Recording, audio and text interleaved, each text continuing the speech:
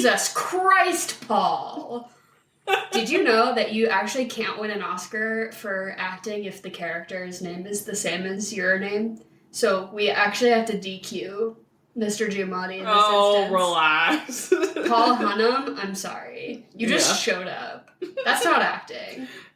No, he's just here being himself. I'm not worried. No, that wonky eye, that's acting. That wonky eye was acting more than Mr. Giamatti was. The way I wanted, I'm like, did he... Because you know how some people can kind of just do that with their eye? Yeah. Was he just doing that? No, it was a fake one, and they switched it constantly throughout the movie on which one was the funky one, because they thought it would be, like, funny, like, for the audience. Because I literally had to Google it, because I was like, what fucking one is the fake one? Because it's, like, the whole point in the movie, too, that he's like, hey, which one should I be looking at? Yeah. And at the end, he's like, it's this one. Yeah.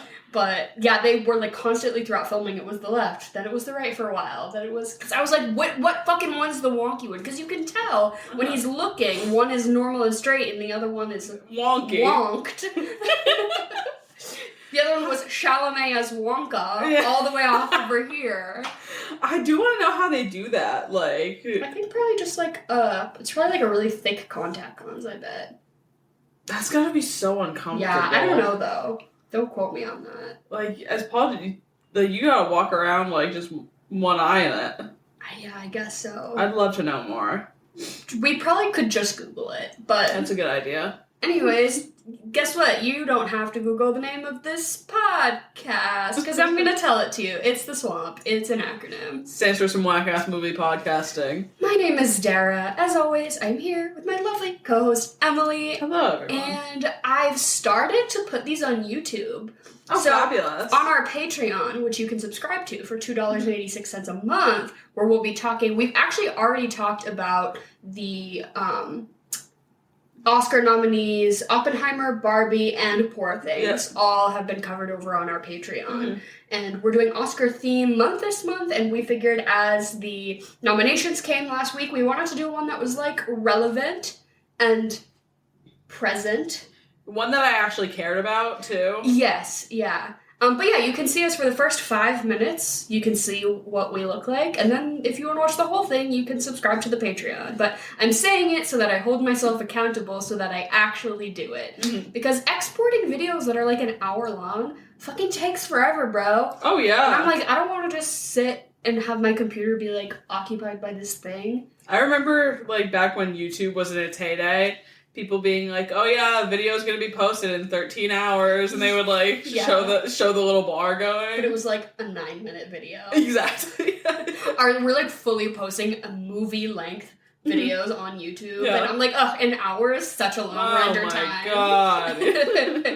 But yeah, we wanted to talk about an Oscar nominee.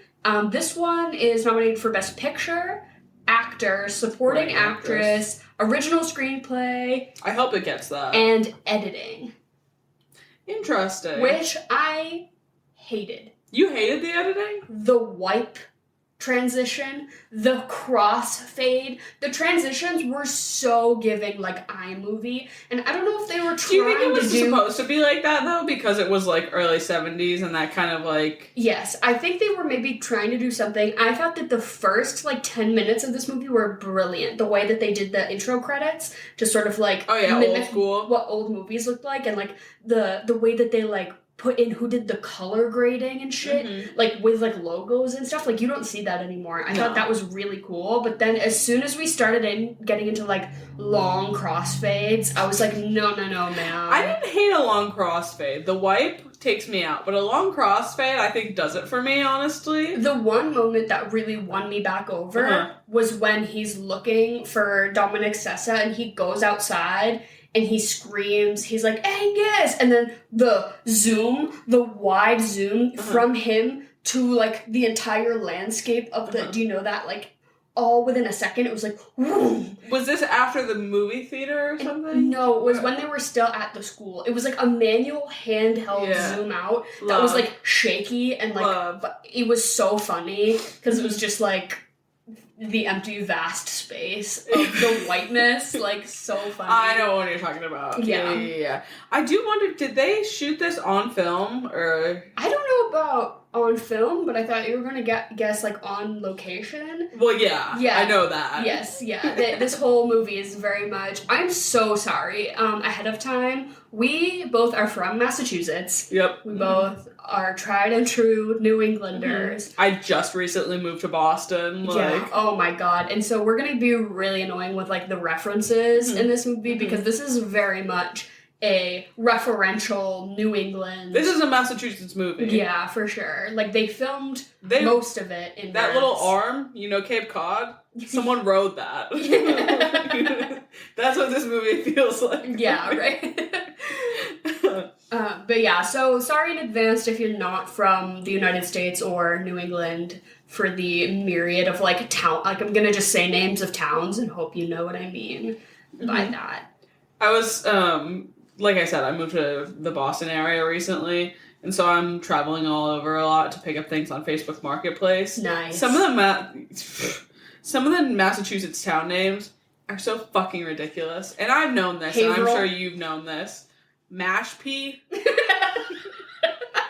Passed that one the other day on the same exit sign as Sandwich. Yeah, Sandwich is pretty fire. Yeah. We've got some really good town names, but they're all, like, not spelled how... No, it's British spelling. You're supposed to. Like, we live near Worcester, which, if you think you know how to spell that, you don't. Like, no. Or if you look at it, it looks like Worcester. Yeah, Worcestershire sauce. Worcestershire.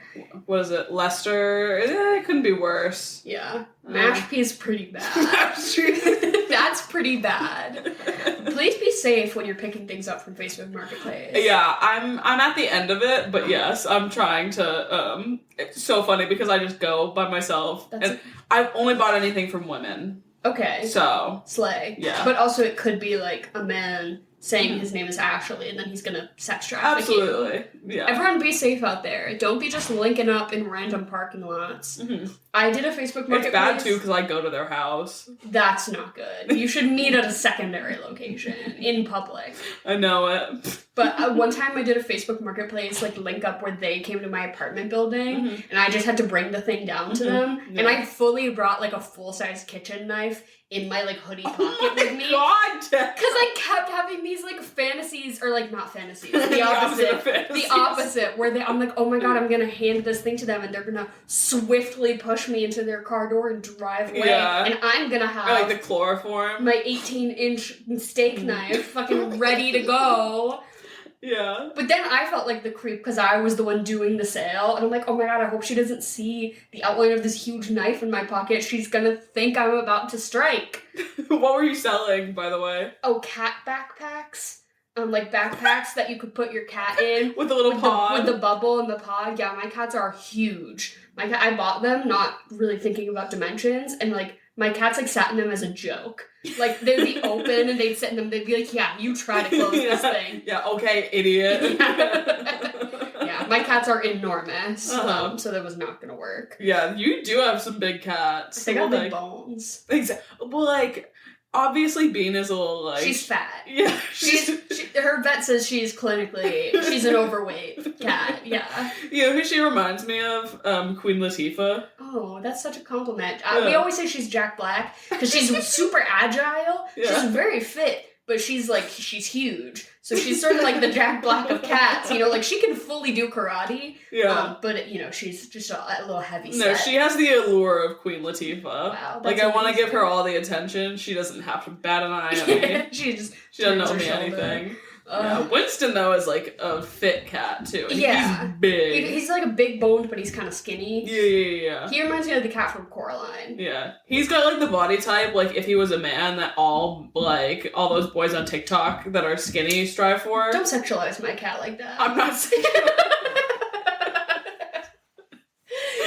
Well, the joke is that Bean, you can really personify her, but Winston, at the end of the day, is just a cat. Like, Bean, she's got a backstory, she has a job, she has, a whole personality, and Winston really, well, that's a cat. I'm sorry, I cannot personify him any further. That's a house cat. I feel like there should have been, like, a stray cat wandering around in this movie, you know what I mean? With them, like, an animal companion holding over. Yeah, that school would not have had any, like, class pets, though. No shot. A class pet turtle. I was literally gonna say, and it freezes. Oh my god. The heat turns off and then it freezes and it's enclosure. That would have been... I think we're coming fresh off of Fatal Attraction, so we're, like, thinking about horrific animal deaths. I was thinking of something, like, hopefully more, like, they really bond with an iguana or something. But maybe not so much. Yeah, they could have gone to the Boston Aquarium.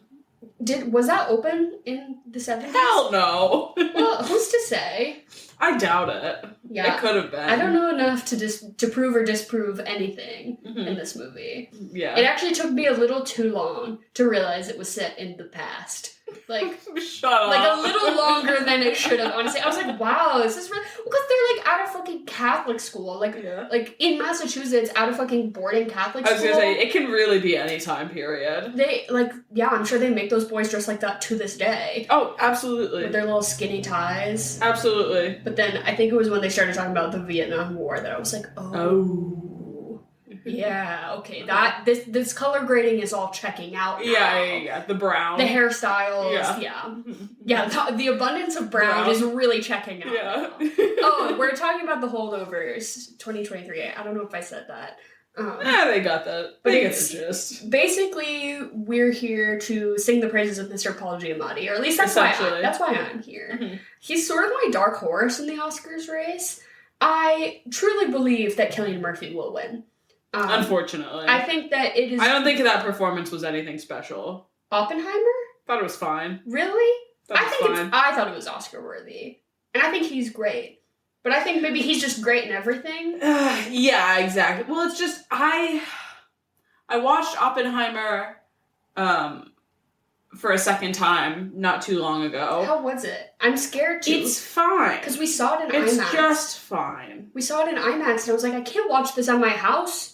It's just fine. Interesting. Yeah. I think once you take it out of the IMAX and away from all of the hype around it.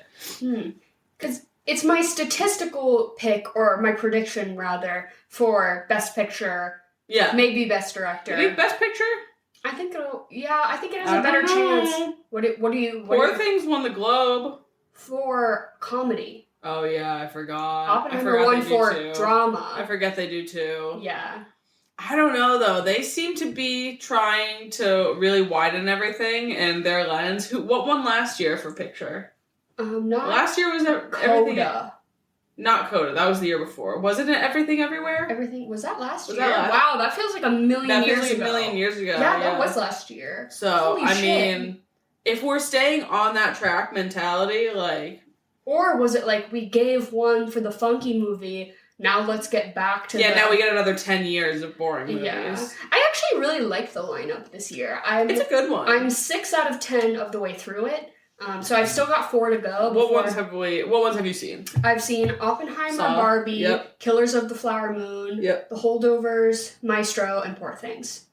Okay, what other ones? I haven't seen Past Lives yet. Past Lives, The Zone of Interest. I want to see that one badly. Yes. Anatomy of a Fall. People are saying it's really good. Especially her performance, I guess, is astonishing. I think she also might be kind of a dark horse for Best Actress. Absolutely. Absolutely. Obviously, I'm very much team Poor Things on this. Yeah.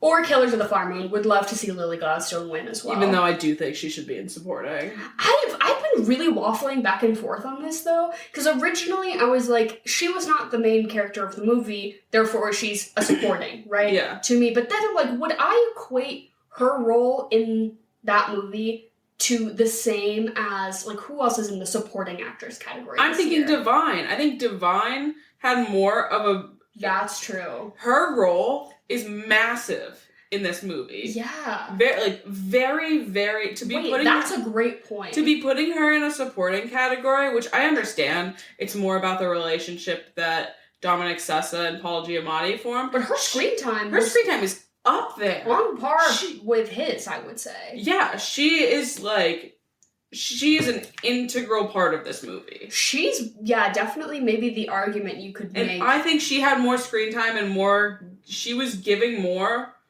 than, maybe not performance-wise, but I think her storyline in that movie, pulled more weight than, Lily Gladstone's did in... Maybe not pull more weight. I don't know how to equate it. You know what I mean? Yeah, they're definitely just different. I I would disagree with you. I think Lily Gladstone was doing a lot of heavy lifting in that movie because Yes. I was getting nothing from Leo. Yeah. And I'm pissed about the Robert De Niro nom. He shouldn't be over there. Dominic Sessa. He shouldn't be there. I could not believe shocked. it. I could not believe that. I'm shocked that he wasn't. It's because this is his debut. Exactly. And they don't want to give the flowers to young actors or people who are newer in the industry because that's the Oscars is all about sucking your own dick. Yeah. And he is just not in the echelon of people fabulous. that they deem dick suck worthy. Even if they gave him supporting, which he shouldn't have bet. He wasn't going to win. No. Like, but at least give him the nom. Yeah, the nom would have been nice. I thought he was amazing in this. So he's from Deerfield, Mass. No fucking way. I love Deerfield. That makes so much sense. He's from Deerfield, Mass, and he just showed up. That bitch definitely worked at the Yankee Candle Factory. Oh my god, he smells, to this day, he smells like French vanilla. Like pine. Oh my god. But so I guess he just showed up to an open call casting. Mm-hmm. They were like, oh, we're gonna do this, movie in Massachusetts, and he just showed up. And the director, or the casting director and the director really, they liked him a lot, but they were gonna pass on him. And Paul Giamatti really fought for it. He was like, fuck yeah. He's like, no, you don't understand. This is all about the relationship between, these two characters, and I think this kid is it. Which I think is really good, and I think more actors should stick up for getting new people into the industry. Mm-hmm. And I'm sure he was a bit of a mentor to him or whatever. Absolutely. But yeah, his performance. Yeah, it's fucking Paul Giamatti. I was astonished. He was 19 years old when they filmed this or something. Yeah, he's a baby. He's a little guy. I never realized how young he is until they did those red carpet interviews. Yeah, and he's giving all of his favorite right. films. And I'm just like, oh, you are you're my little brother's age. Which, not that I'm that much older. Right? Right, I'm not that much. We're 24, 25. Yeah.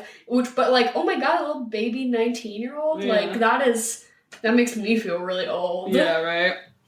But I was looking up who are the fucking... This is not helping. I was going to supporting actress, but I was really impressed that he was able to hold his own in this really intense movie against Paul Giamatti, who's a fucking amazing character actor, and Divine Joy Randolph, who was just absolutely giving so many layers. Funny, likable, emotional, deep grief and pain, just so much all at once. Such a real human performance. And the fact that he didn't completely flounder and just be well, I'm the kid who's the cause of the problem. Yeah. I thought that was really impressive for your first movie out. That's crazy. I'm thinking back to it, and the fact that I feel like supporting actress or supporting roles are so subjective and can be so wildly different that seeing her get nominated for supporting actress is almost baffling to me, because I'm thinking back to Jamie Lee Curtis's win last year for Deirdre Beaudeirdre. Well, and which, that was a legacy win. That was a quote-unquote body of work win. Yes, of course. Fabulous. I still loved her in that movie. But watching Divine in this movie, I haven't seen someone do, quote, the supporting actress role that well in so long. You know what I mean? And to actually give her the time to build the character fully and make her fully formed. I feel like so many people don't give their supporting characters that much room to work with anymore. I thought she was phenomenal. If she doesn't win for that, I'm going, that's going to be the thing that's going to piss me off the most. So she's against Jodie Foster in Nyad, which I haven't seen yet. I haven't either. I wanted to, as a gay person, but there's nothing there. My mom said it was pretty good. I might watch it if I have the time for it, just because her and Annette Bening are both nominated and seemed kind of out of left field. It was sort of just this random thing that got thrown in Literally, it's just a fucking Netflix original. I didn't think it was... I didn't see any promotion for it. I didn't see anything for it. America for Barbie, Daniel Brooks for The Color Purple, which I love to see that nomination. And Emily Blunt in Oppenheimer. It was specifically America Ferrera and Barbie that I was using as a reference point of think about her role and her screen time in that movie, which is very much supporting, right? Margot Robbie's the main actress. Yeah. America Ferrera was the supporting actress who, yes, had a part in the story, but was not on screen 100% of the time. Was very much a side character. Yeah. And then you think about Divine Joy Randolph, who was literally on the screen for the entire fucking film, right? Or Lily Gladstone, who I originally had said should maybe be supporting, but I'm like, no. If you compare her to America Ferrera, yes, of course Lily Gladstone is a lead actress, right, rather than supporting. But it's very political how they choose who goes in what category. Yeah. I remember specifically it was The Favorite, between Olivia Colman, Emma Stone, and Rachel Weisz, the three of them, who basically were across the board on screen for the same amount of time, but you have to, like, submit what you want to be nominated for. And so it was this whole thing that they didn't think that they could beat Glenn Close, and so they put Olivia Colman. Olivia Colman was like, I don't care, put me in the lead category and put the two of them in supporting because they'll have a better shot there. Yeah. And then Olivia Colman ended up winning. Yeah. But it was this whole political, like how do you justify when screen time is the same? Like this whole weird thing. I also learned this year, not to go off on a side tangent, but I learned this year that every country only gets one submission for international feature, that category. So each country can only submit one movie. So France submitted a different movie other than Anatomy of a Fall. So even though it got nominated for Best Picture, it was not eligible for the international category because that was not their submission. I wonder what they submitted. It was a movie about, like, food. It was like a food movie. Sure. I forget what it's called. Dumbass. I forget what it was called, but that was just so interesting to me that I'm like,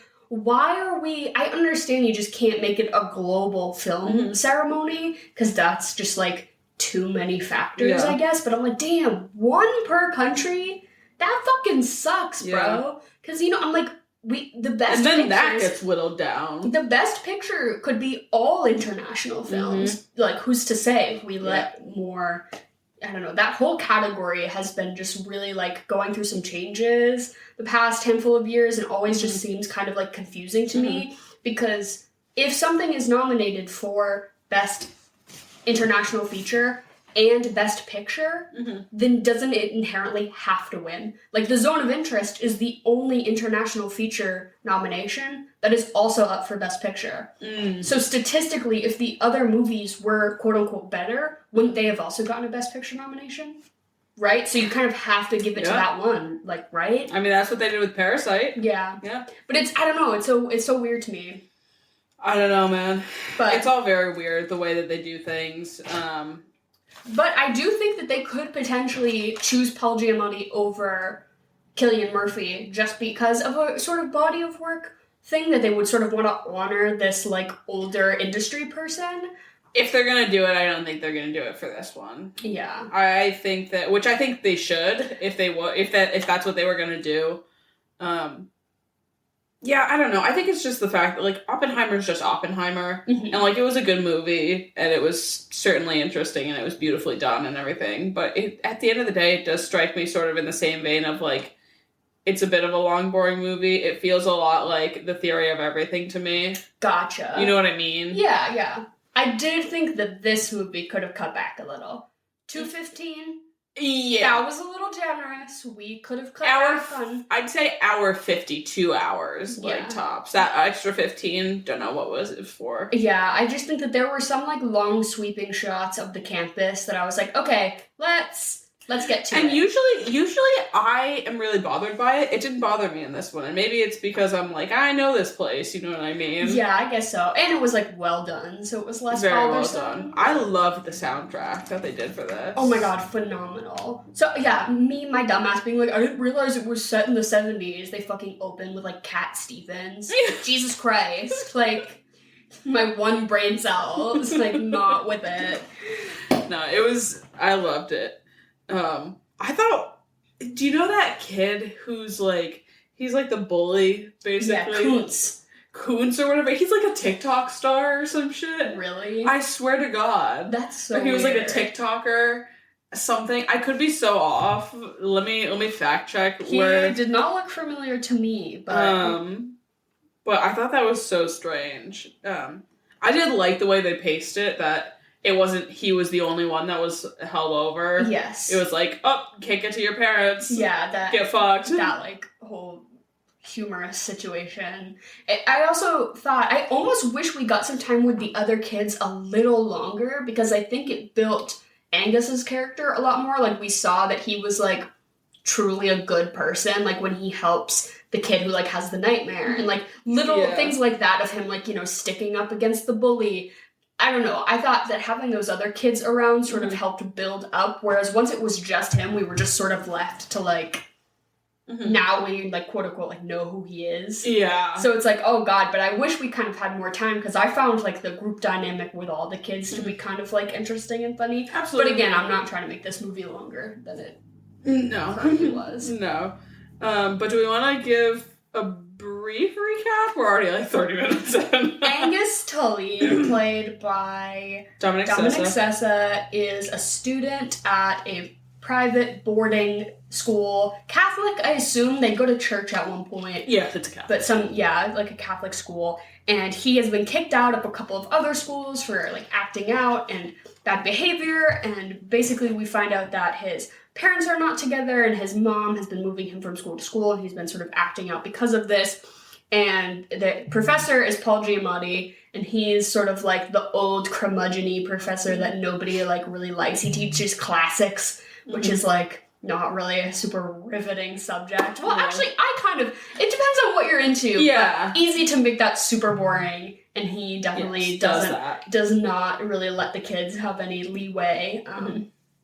And so he gets put in charge of staying over winter break with the kids who are unable to go home for Christmas vacation, which it's a group of 6 kids, originally 5, but then Dominic Sessa's Angus's mom calls and is like, hey, this trip we were originally going to take as a family, we would like to make it our honeymoon for me and my new husband, so if you could just, like, stay at school, that would be great. Fuck off. And he's like, are you fucking kidding me? And she's basically like, yeah, like, we would just prefer it if you not come. And then, so he has to stay, and he's pissed.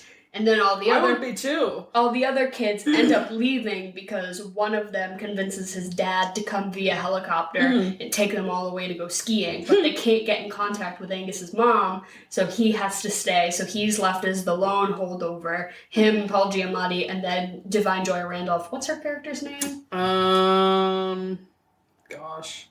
Mary Lamb? Yeah. Mary Lamb, are you kidding? Are we gonna be with the symbolism? Yeah, crazy. Like, Jesus. And she has a dead son. Yes. Who died in Vietnam. And so she runs the kitchen, and it's basically the 3 of them staying at this school over the holidays, and they're all sort of going through their own grieving or, like, you know, internal turmoil.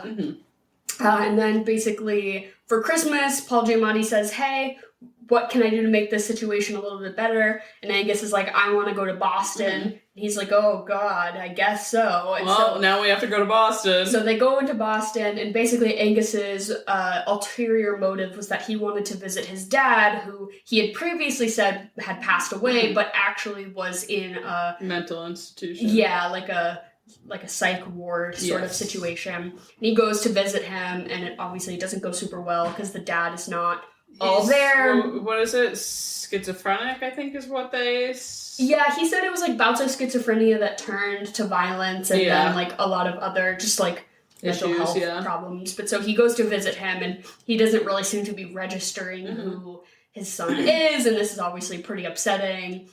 Yeah. And then he gives him a snow globe as, like, a Christmas gift, and then they leave, and they're sort of, you know, dealing with the emotional fallout of that. But then the dad, we don't see this, but the dad, like, uses the snow globe as a weapon. Yeah. And he gets, like, kicked out of this hospital. And so the parents come and try to say to the school, like, what the fuck? They're like, you know, this teacher, like, allowed our son to manipulate him into doing this thing. And basically Paul Giamatti takes the fall for it. And it's like, your kid's a great kid. I actually encouraged him to do this because you're a piece of shit parent. And actually this was all my idea, so he shouldn't get kicked out of school. I should get fired. So then they fire Paul Giamatti. Dominic Sessa gets to stay in school and not go to military academy, and then Paul Giamatti just sort of drives off into the sunset with his little U-Haul. Yeah, he's gonna write a book. He's gonna write a monograph. Oh, sorry. No! It's like I didn't even watch the movie. Oh my God, the part where honestly, the part that tickled me the most was when they bump into his old, like, colleague from Harvard, and Dominic Sessa is doing that thing where he knows Paul Giamatti's lying, so he's like bringing things up to like thicken the lies. He's like, tell them about your book, Uncle. And Leroy's like, oh, they don't want to hear about that. Book? No, tell them the title. Like, that is such a little shit move where, like, you've got the person cornered and you're like, oh, you can't do anything and I'm gonna push the buttons and push you into a more and more uncomfortable state. So funny. And then they go into this liquor store, which was a film they found, just a random liquor store in Boston, that they're like, oh, they're like, this has kind of a good old look to it. They're like, can we shoot a scene for our movie in here? And the owner was like, yeah, but I want the manager of the liquor store to be in the movie. Can he just like be in the background, like at the counter? Like, I think he would really like have a good time doing that. And they were like, yeah, sure, whatever. And so they let them use this liquor store like after hours to film this little scene. And then when he's handing him he basically explains that he hit somebody with his car like on purpose because they because they got him kicked out of Harvard. And then he like asked for a pint of Jim Beam, and then the guy behind the counter is like, here you go, killer. And I just thought that was so funny that's like, I don't know, such a authentic little Boston moment that they had. Oh, hey, hi, what's up? It's my mother, Jen, here to host her interim podcast segment, Chocolate or Vanilla, where she says two things and we all say which one we like better. Hey, what's up, Jen? How are you today? I am pretty good. How are you guys? Not too shabby. Doing all right. Nice. And is there a theme this week? So it's oddly specific. I'm going to compare a character in this movie to a character that seems pretty similar to me, and you have to say which one you like better. I love that. That is going to be quick because there's like 4 characters in this whole movie. So, no, more than, well, 6. 6 total. Okay, I love it. But the first one is off theme. I always want to rip off the coffee house in the morning. That I go to the coffee house and there's 2 little jars and you put your tip in whichever jar you think is better, which is a chocolate or vanilla situation. And this morning's was tattoo artist. Do you want to be a tattoo artist or would you rather be a children's book illustrator? Children's book illustrator, because that is lower consequence. I could never trust myself to do anything permanent to another person's body. Never. What if you fuck it up? What if I sneeze? Yeah. I think it would be cooler to be, I would want to be a tattoo artist. I know for me, the closer reality would be children's book illustrator, but I'm going to go tattoo artist on this one. Yeah, I put all my money in the children's book illustrator one. Put $1 in there, then I put my change in there. For you guys.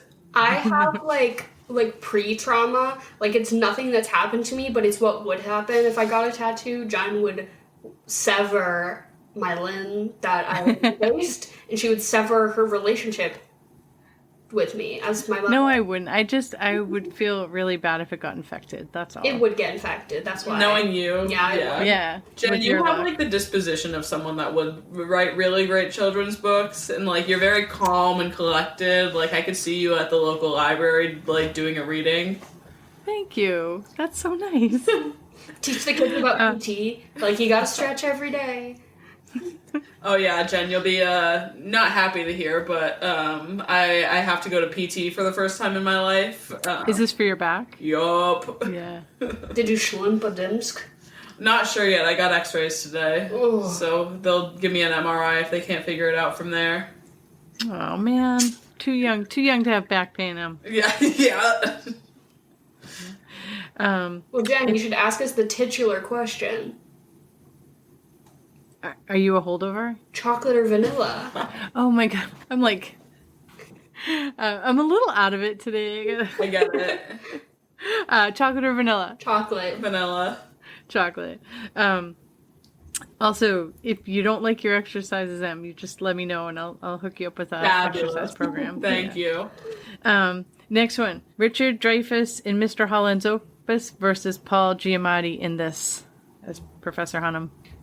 Ooh, I like both of those movies, but I'm here for Mr. Giamatti.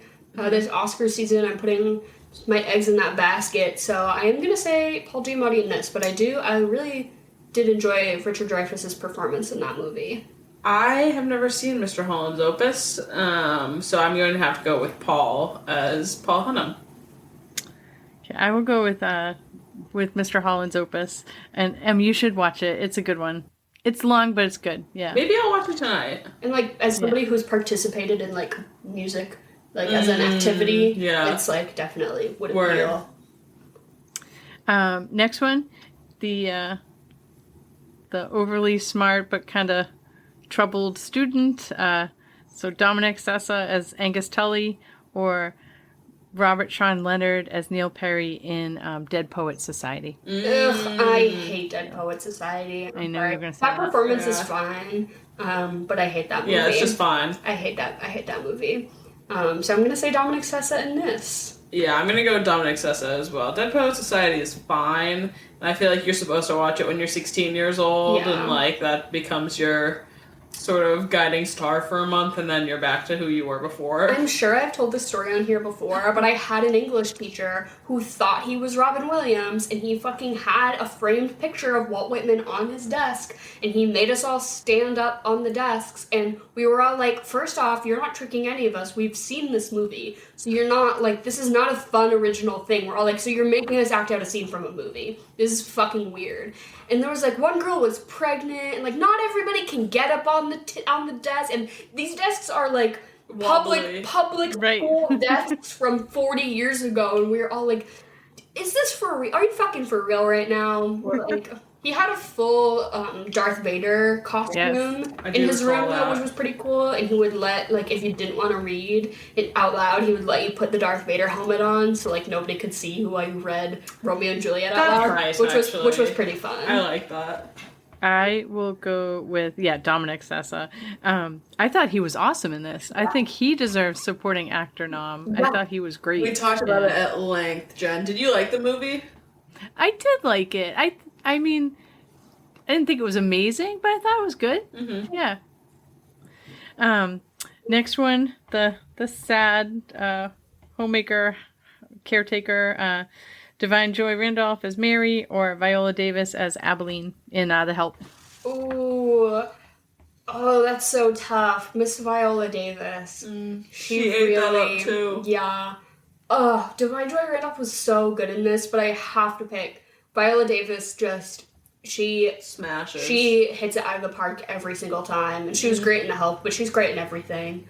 I'm gonna go for Divine on this one. She moved me, I think, more than a lot of supporting actress performances, and definitely more than Miss Davis, actually, so. Oh, wait, you didn't love America Ferrera's "This Is What It Is to Be a Woman" speech? Ugh. I'm over it. I think I'm gonna go with Divine too. I really was feeling Mary during this movie. Right? It was so good. Next one. I don't know why these two remind me of each other, but Carrie Preston as Lydia Crane, the lady who hosts the Christmas party, or January Jones in Mad Men. Oh my god! I know, something about like the facial expressions or the inflection or something. I was like, I'm getting January Jones. That's funny. I would not. What was her name? Polly Draper? Oh, Betty Draper. Betty Draper. Yeah, I would not have made that. Other than that, they're both like are hosting a party. Like Betty do be hosting parties, but I'm gonna pick Betty Draper. I'm sort of a Mad Men fanatic, if you will. I would definitely put it in my S tier upper echelon of a greatest TV ever made. And January Jones is great. Yeah, I only was able to get through like the first season and like part of the second one, and then they took it off the free streaming that they had it on, Freevee. They took it off of Freevee. Watching Mad Men with ads is fucked up. Crazy. That shit is fucked up. Yeah, but it was my like workout show for a long time. I would just get on the bike and watch Mad Men. And now I'm just... What happened to the baby? She just had her baby. Oh, so you left on a cliffhanger. That's insane. I'll pick January Jones, though, as well. She just has more to work with, I think. Yeah. I'll pick Lydia Crane in this. I thought she was so good. She was good. I know you're not going to say this, so I'm going to say it. The niece. Are you going to say anything about the niece? Oh, what about her? Oh, well, that's not one of your chocolate or vanilla options, is it? No, she is not. She is not. Giving me Olivia Rodrigo. Yeah, true. Just like face shape. I get it. I was like, Olivia Rodrigo's cousin? Is that you? Yeah. I feel Is that. the finger painting girl who who had like 45 seconds of screen time.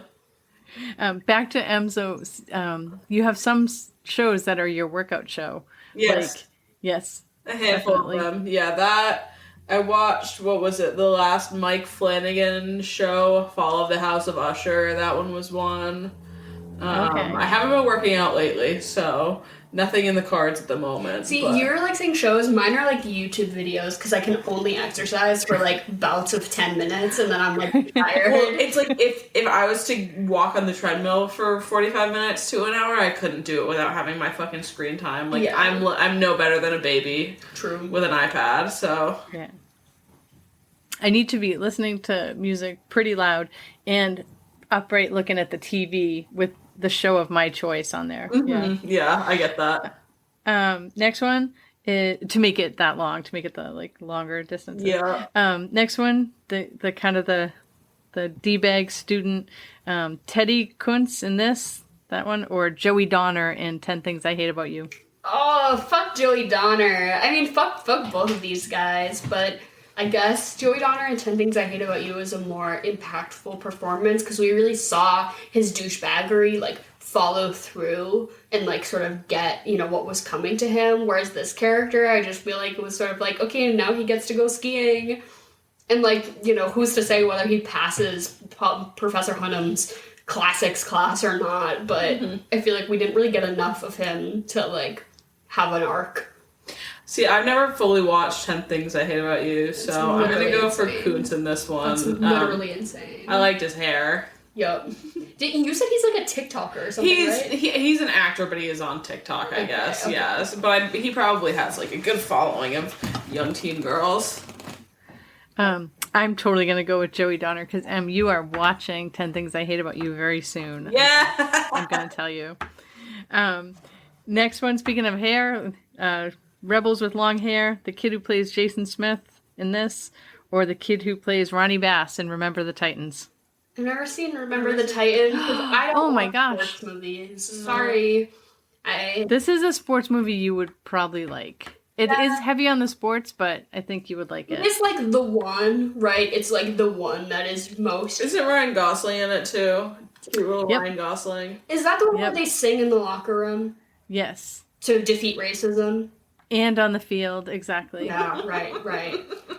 I don't know who you're talking about. So I will pick the kid who ends up fucking pussying out and cutting his hair. Fucking stick up for yourself, bro. I liked that little arc, though, that it was the football guy who was doing the, like, hippie kind of anti-war thing. Whereas it's like, I feel like you sort of stereotype, like, in the 70s that kind of guy would be like, smoking weed, hey man. But he was the football guy. So I thought that was interesting. What, from this one? Yeah. Yeah, I'll go for the Holdovers guy in this one. For some reason, I thought you were gonna say, like, oh god, what's his name? Sean Penn as, oh god, what's his name? Spicoli? Yeah, Spicoli. Yeah, I could have done that too. I will go with Ronnie Bass, and I do think you guys should watch Remember the Titans. I probably will. Last one is Danny the janitor in this, or the janitor from Scrubs. Danny, we were calling him Kevin this whole time. Damn. We were calling him Kevin. Oh, that was what, before you guys answer that, that's what I was going to say. Did you guys, during the pod, this totally gave Breakfast Club vibes for a short time, right? Like, mismatched group of students, like, gotta hang out together and bond. No, it wasn't giving Breakfast Club because I didn't hate it. Also that. No, I get that. Wow, we really, sorry for the rest of this podcast where we refer to this man as Kevin when his name was Danny. Oh god. I'll pick the janitor from Scrubs though. More impact. I've never watched Scrubs, so I'll say Danny. That could be your next workout show. You know what? Scrubs. Could be. It's not great. I'm gonna go with the janitor from Scrubs. He was hilarious. I'm skeeved out by what's his name? Who's by Zach Braff. Zach Braff, yeah. The janitor from Scrubs is played by the guy who's the dad in the middle. I'm trying to think of other things he's in. He's like really a dad type. I love him. Yeah. He's really funny. He does this like sort of deadpan, like, oh, brilliant, like fuck you sort of thing. Yeah. It's very funny. My favorite janitor is the janitor from Ned's Declassified. Do you remember him? a little bit. I don't know. He was just chaotic. That show was wild. Anyways, Jen, thank you as always for being here. And I teased it at the end of the episode, but I'll tease it again here, that you're taking the reins this next month. I am so excited. Hell yeah. Jen's going to pick all of our movies next month because it is her birthday. And this is the gift we have we're giving this gift to Jen because she directly asked for it. And we said, yeah, why not? Let's... Getting a gift that I asked for, there's nothing wrong with that. No. Before we finish Oscar month, though, I loved the animated movie Nimona. Okay. And my friend Jess said, I was sucked in immediately. I laughed and cried through the whole thing. Chef's kiss. Okay, well that's a good Nimona, review. FTW, 5 stars, and emojis with the big eyes. All right. So Jess says it's good, Jen says it's good. I usually don't round out the animated category, but I don't know, maybe I will this year. Yeah, give it a go. There's nothing from Disney on there, right? Or is there? Is that Oh, no, Wish? Elemental. Oh, okay, interesting. Yeah. As long as Wish isn't on there. No Wish. Thank God. Yeah, so we'll have to see. And I'm sure we'll do an episode about the Oscars, either like during or directly after the actual ceremony itself. Mm-hmm. So keep your eyes out for that. I might post part of it on here and part of it on the Patreon. I don't know, we'll see. But definitely send us if you have anything you'd like us, the three of us, to discuss in our Oscars-themed episode. And Jen, we love you. Goodbye. I love you guys too. See you Have an next awesome week. night. Bye. Bye. Yeah, I loved seeing, what was it? And this is the thing that every bitch on Letterboxd is geeked about. That scene where they're at the outdoor bookstore, which is a real thing in Boston. It's still there. Yeah, she's been on my list of things to go to for ages now. It's actually, I'm sorry to say this, it's kind of lame. I bet. It's like pretty... I bet it's not good books. No, they're like, because they're outside, like in the rain and the snow. So they're like not great quality. It's like a cute thing to do, but it's like, unless it's the summer, it's fucking cold out. Yeah. And you're in Boston. And you're outside and you're looking at books. But I had a roommate who worked at the restaurant that was like across the street from that place. Yeah. Like, I passed by there like a bajillion all the time. times. Yeah. I bet. It's just okay. I'm sure it was cooler in the 70s. Isn't it in like Cambridge too? No, it's like right in downtown. It's by the Common. Really? Yeah. Huh. Wouldn't have known. But yeah, no, seeing that and like the Museum of Fine Arts and everything like that is so iconic. They were very like heavy-handed with the Boston references. Oh yeah. Like, we are shooting this movie in case you didn't know. In Massachusetts. I watched this with my parents and they were like, "Oh, wait, is this supposed to be Vermont?" Like at the very beginning. They're like, "This looks like Vermont." I was like, "Just you wait. Just you wait until they start beating you over the head with how aggressively Massachusetts-based. Yep. Massachusetts-based and New England-pilled this movie is. I don't think that a movie has done it like this since, like, The Departed. Yeah, so aggressively. And, like, Massachusetts in a different way. In a less, like, violent. Yeah. In a less Ben Affleck-y way. Yeah. In a sort of studious, what's the right word? Academia. Yes, thank you. The dark academia of New England. Oh, God. I did think, so this movie some people think is kind of a shoo-in for original screenplay. What else is? I'm sure Poor Things, right? No, I think Poor Things is adapted. Let me pull this up for you right now. Can I be honest? Yeah. I didn't think the writing was great.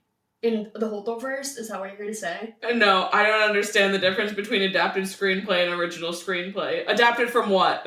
So, from something what? that you, like a book, a play. Well, I knew like that, but like what the fuck was Poor Things adapted from? Original, Anatomy of a Fall, Holdovers, Maestro, May, December, and Past Lives. See, like, wouldn't Maestro be something that's like... Technically adapted, but because that's somebody's life. Like, you didn't just come up with this character. Yeah. It's just fucking Leonard Bernstein. That's really Do you know how many books he probably pulled from? Because there's a whole thing where Barbie they originally thought it was going to be an original screenplay, but then they were like, well, you didn't come up with the character Barbie, Mattel did, so this is adapted. But so adapted nominations are American Fiction, Barbie, Oppenheimer, Poor Things, and The Zone of Interest. I don't know what Poor Things is. Poor Things adapted screenplay.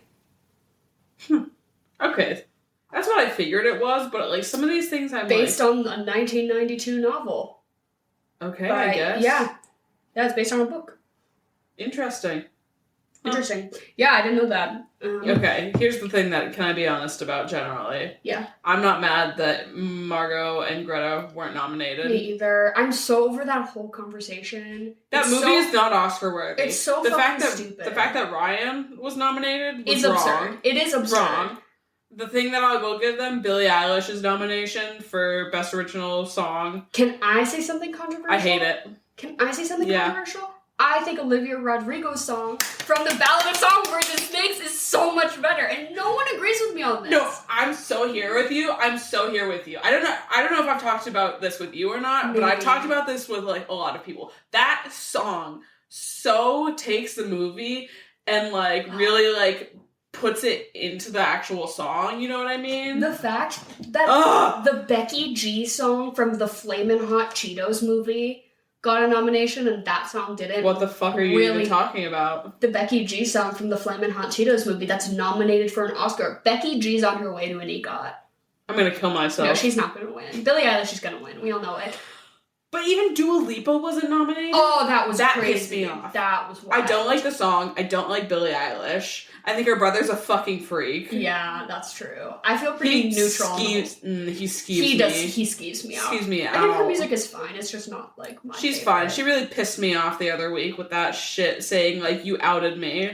Oh, yeah. That whole thing is, like, Be annoying. serious. But yeah, also all the discourse around Greta Gerwig. I'm like, okay, first of all, she did get nominated she wrote the screenplay. Yeah. So she does have a nomination. Let's not, like, of course it would be nice for there to be more than one woman director nominated per year. Like, that would be nice. But, like, I haven't seen Past Lives yet, but the reviews do seem to say it should be Celine Song who's nominated and not, you know. And also... Well, it's just, like, think about the other movies that Greta Gerwig has directed. Little Women and Lady Bird. Yeah. I absolutely wholeheartedly agree that those were things that she should be directed for.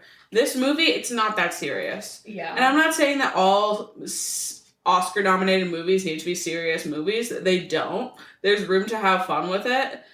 But, like, this movie, come on. Yeah. This was a box office grab. Yeah. It was great. I liked it for what it was. I'm not saying anything bad about the movie, but I just don't think it was an Oscar-nominated, like... And I just think there are bigger snubs we can be talking about. Exactly. You know? Mm-hmm. Like Dominic Sessa. I'm pissed for him. Yeah. Sorry to be diverting the conversation towards a white man, but...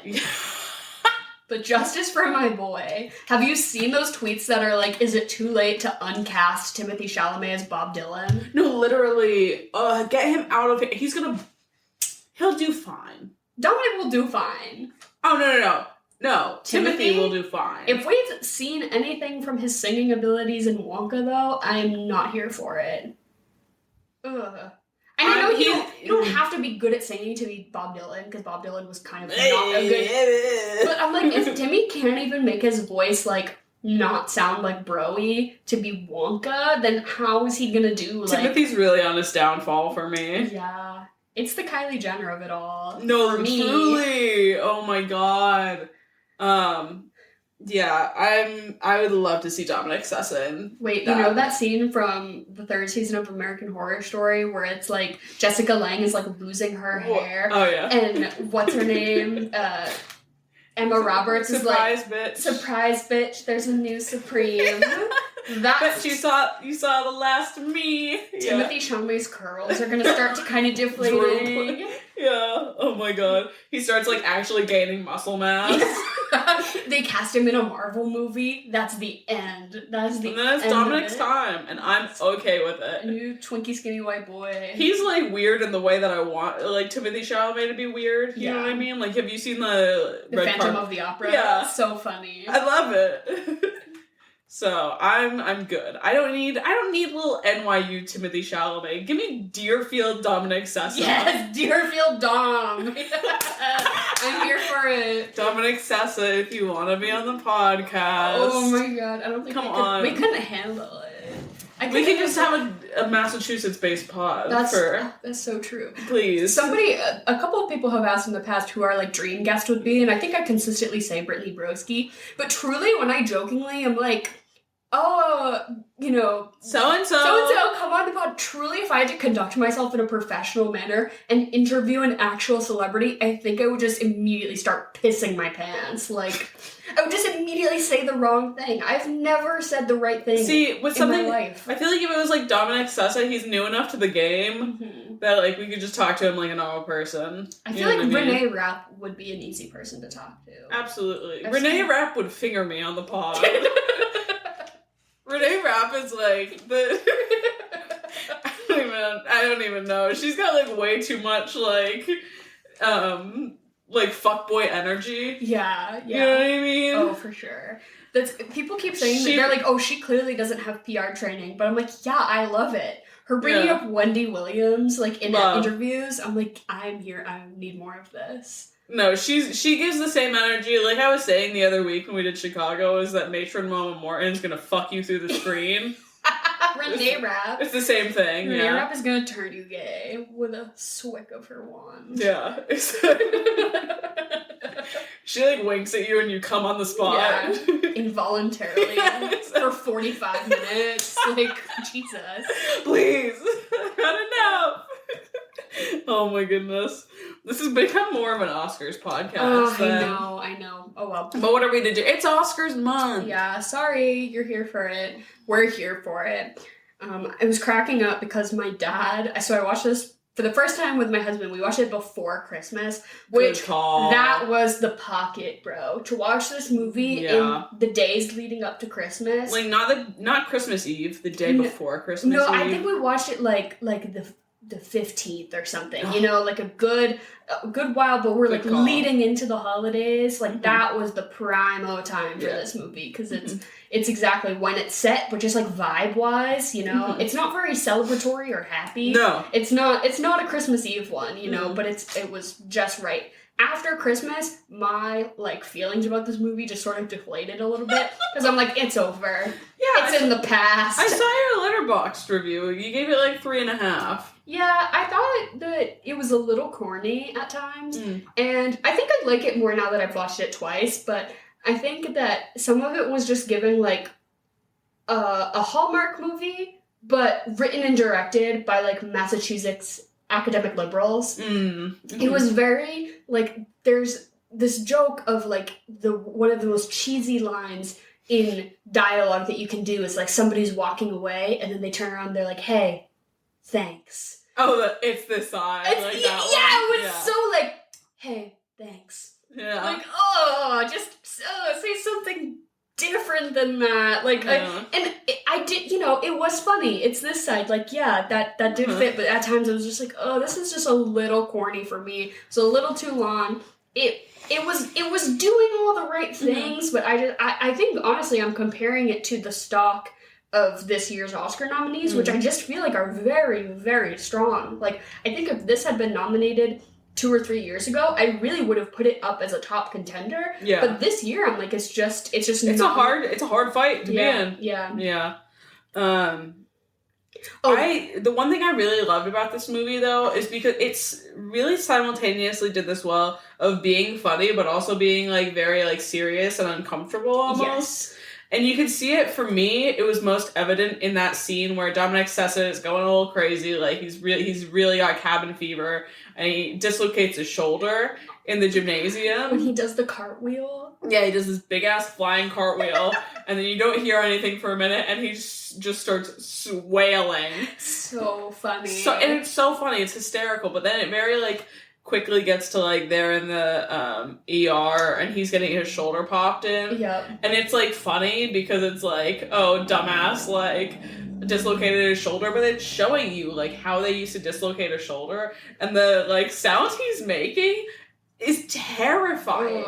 I would it was very like deeply uncomfortable and like almost like not nerve-wracking, but like oh. No, I definitely agree. There's at the same time a sort of discomfort level in this movie because they're like, not only is Paul Giamatti's character just deeply unlikable, but he also is sweaty and he smells bad. Yep. And they just kept really dogpiling it on him. Like, this man you cannot smell, win. right? Oh, and just all those awkward, like, no one likes you, right? And like, yeah, I do know, actually. Mm-hmm. Like, ooh, that fucking burns. Yeah. Or it's so evident to me when he orders a drink at the bowling alley and he tells the guy dressed as Santa, like, a fun historical fact about, and the two of them are just looking at him like, shut the fuck up. Like, who the fuck cares? Oh my god, that's just so real. Like, of that person talking and you're like, oh, no one cares. Like, it's usually me. I'm usually on the end I of was it, gonna but- say, I could see you feeling like him in that Oh moment. my god. Also, justice for candlepin bowling as a Massachusetts. That's the hardest a Massachusetts movie has ever Massachusetts. The amount of times I live in Quincy now, and so it's right outside of Boston, which it's definitely got more of like the real authentic like Massachusetts townies. Yep. Sort of. The amount of candlepin bowling alleys that I drive by, astonishing.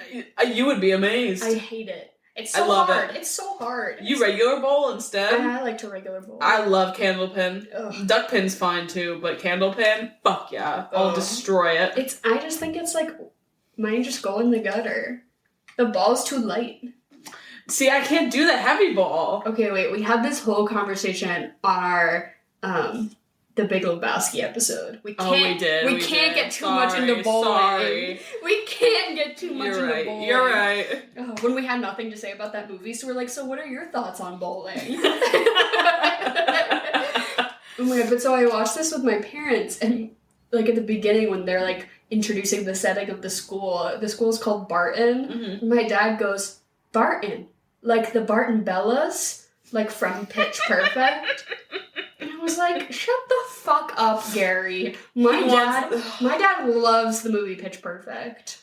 It's amazing to me. I was like, why is that the first thing your mind goes to? It's so funny because I feel like there was a time where Pitch Perfect was very cringe. Yeah. Almost. And I think it is still a bit cringe in my mind.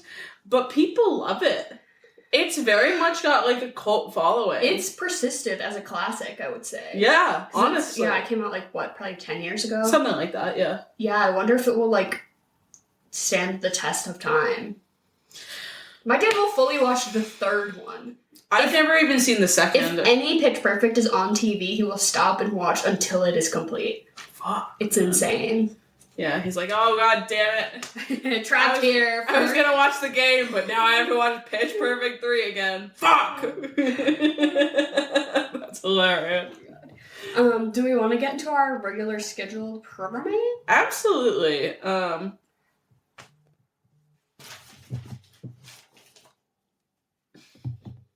Hello? Good, I'm on air. Yeah. Are you at home? Okay, just get in the studio. We'll be done in like 10 minutes.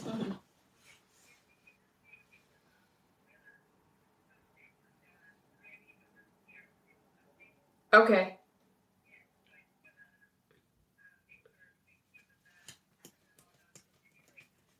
Okay, you text me when you know. Okay.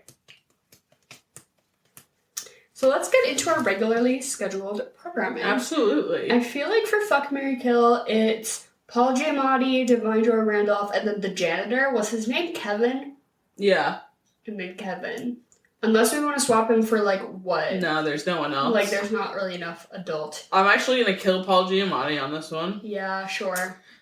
There's nothing I can do for him, really. It's not even like I could fix him, kind of. The way that I was so sure that he was going to die from a drunk driving accident at the very end of this film, of him swinging that expensive whiskey and then he spits it out, I'm like, it's going to be him getting T-boned by an 18-wheeler.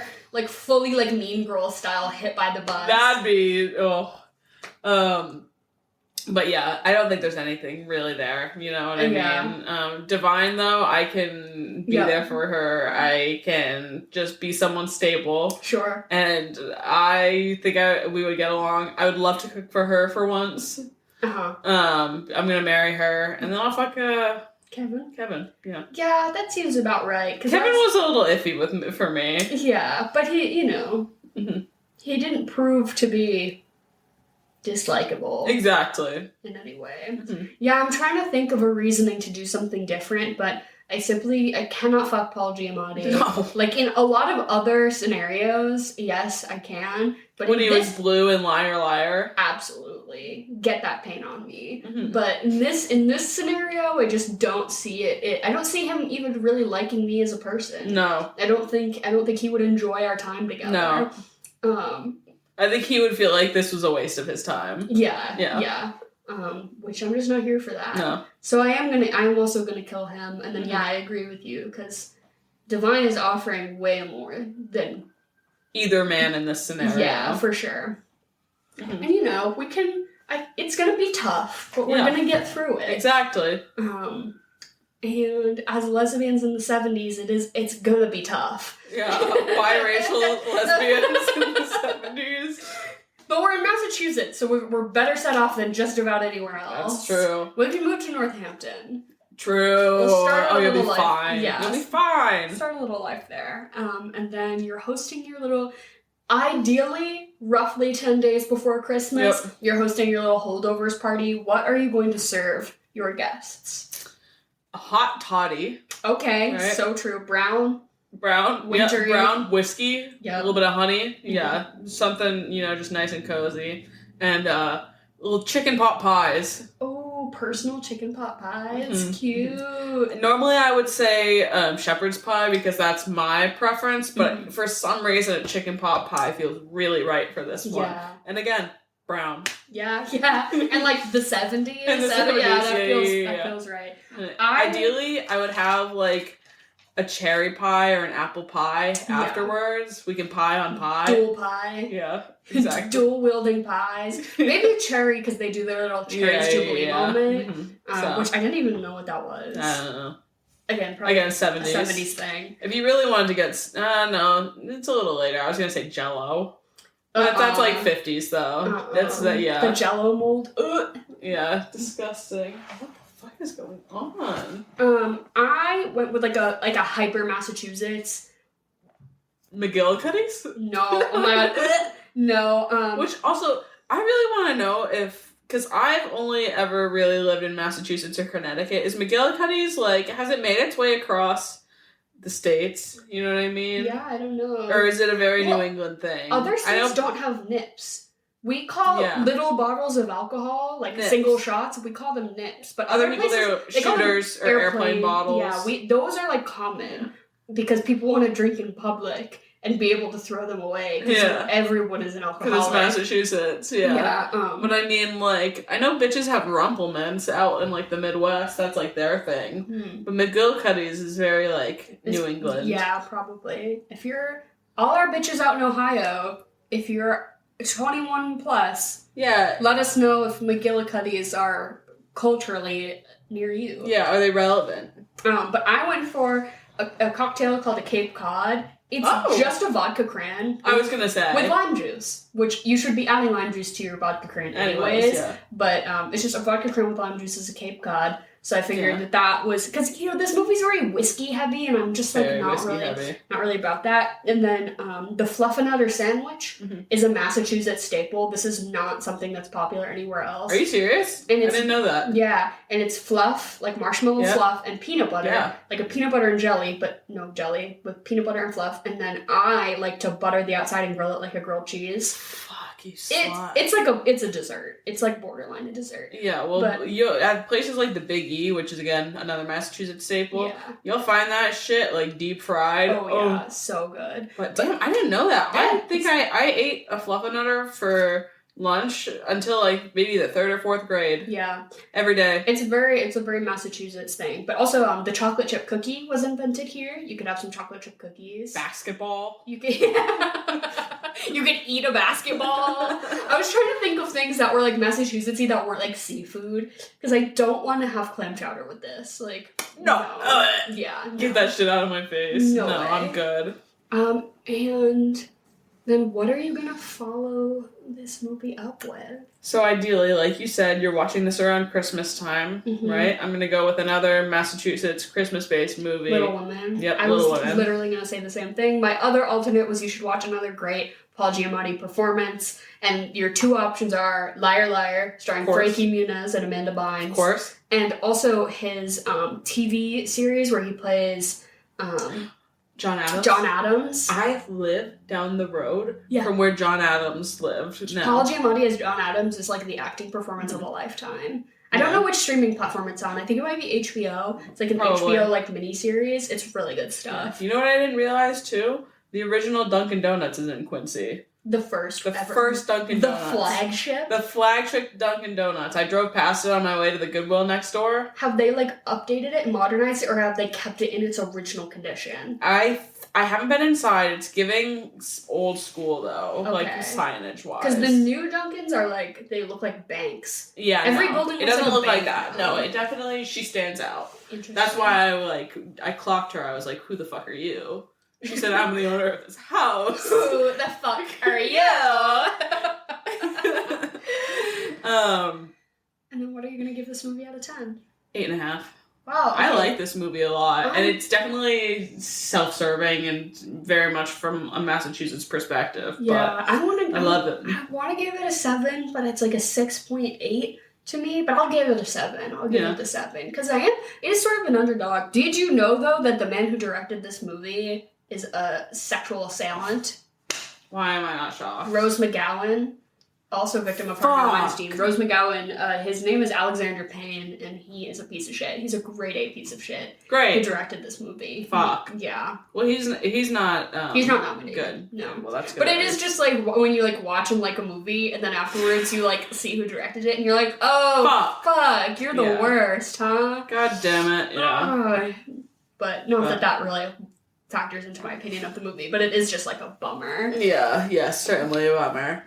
Also, learning that Paul Giamatti's dad was the president of Yale for a decade. Also, I was like, what? How can you play this role that's like criticizing You're like, your dad. academic social but no, it was like the headmaster guy who he hated was his dad. That's crazy. I'm like, how can you be like criticizing? I'm like, ooh. Oh, I love that. That's your dad. I love that.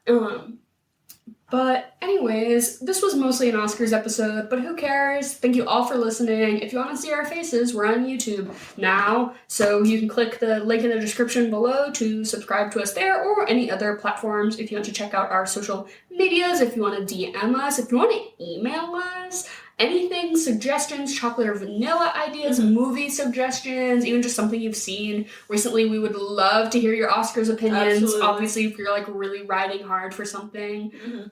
Tell us what you think about like the supporting actress category, or I guess it also applies to actor and I just care less about actor and supporting actor than I do about actress and supporting actress. Absolutely. Like I like don't give a shit Agreed about supporting actor, but I'm like supporting actress is like I'm gonna freak out. But yeah, let us know what you think, and thank you all for listening, and goodbye and good night.